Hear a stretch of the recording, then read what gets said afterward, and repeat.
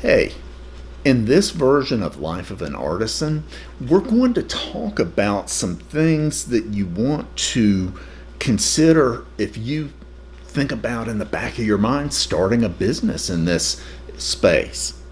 So, you love shaving, you love the community, why not start a business? And that's how we got started. So, the first thing to do that I want to mention is I want to share the saying from Stephen Covey, which is begin with the end in mind.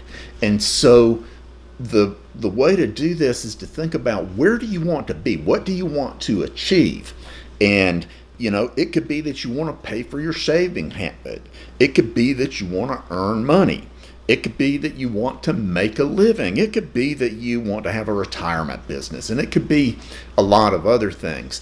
But knowing what you want to achieve lets you know how to go about it. So here's an example.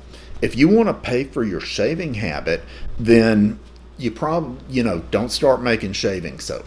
Look at either redoing vintage razors where you buy them cheap and you fix them up and you sell them higher, or something make really cool bowls. I'm so impressed with what some of the 3D printers are doing with bowls now. So I would look at something like that. To make a living or have a retirement business, I need to tell you, it will not be easy. Yes, it can be done. It can be done, but it's going to take a lot of work and a lot of thinking. And when you have to work so hard at it, it's not as fun as when you were an enthusiast. So, be aware of that. So, you need to think about a strategy. Strategy is how you're going to achieve the goal that you have. And so, you can, there's several different things. You could be a retailer. You could be a soap artisan like we are. You could, turn handles. You can make, equipment. And you can come up with something that hasn't been thought of yet. And that's really what will get you off the ground. So a good thing to know is all the good ideas have not been thought of. So, it can be done. So, one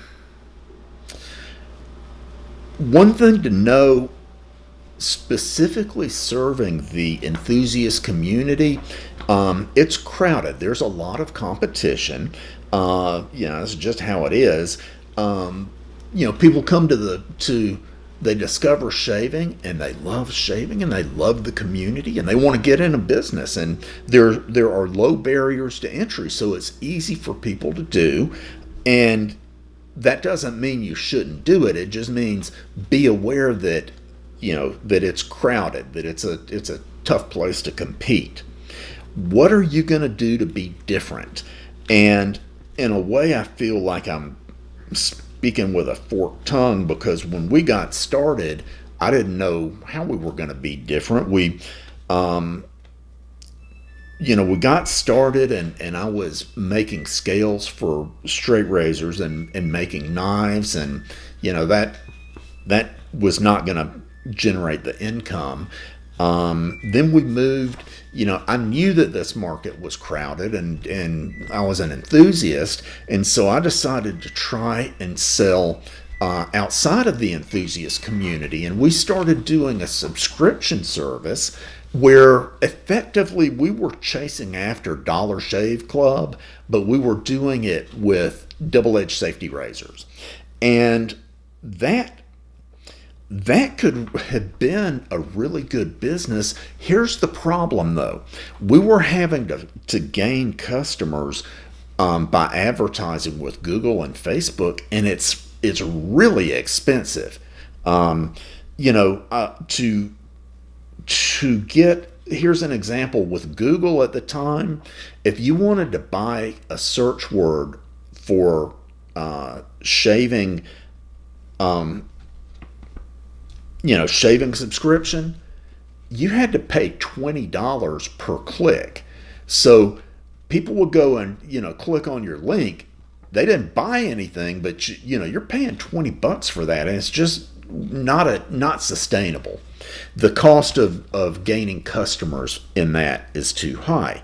And so I did learn something though about that, which is that the way to sell to folks who are not in the community, you don't try to switch them to a double-edged safety razor. You bring them in with something different, either with fragrances or with using a shaving brush and shave soap or something.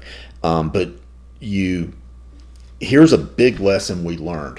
People that are switching to a safety razor, if they are motivated, they'll make the change. If they're not motivated, they won't read the directions. They'll nick themselves and think they're dying or something, and then return everything. So, nonetheless, I'm getting off track here. You want to figure out how you're going to be different, and so ultimately we started making shave soap, and at that time we weren't different, and it was very tough, and so. I kept working to come up with new ideas, and we came up with Scent Your Own, which is where we sell the fragrance in a bottle, and then you can add it to the soap when you shave. And it was a good idea, and it took off. That's what got us launched, was the Scent Your Own. And I think it had been tried before, but it hadn't been executed correctly. And that, we executed it correctly. So then we're going along, and we hit a time where there was a lot of pressure within the industry to reduce prices. And, which we did. And, in hindsight, I'm not sure that was the wise move to make, because we didn't really understand our cost. And sure, we want everybody to have low prices, but we have to make a living as well, and that's harder than you think. So I was fortunate. I've never been one to think my way is the only way, and I've never been the one to think I'm the only person that has ideas.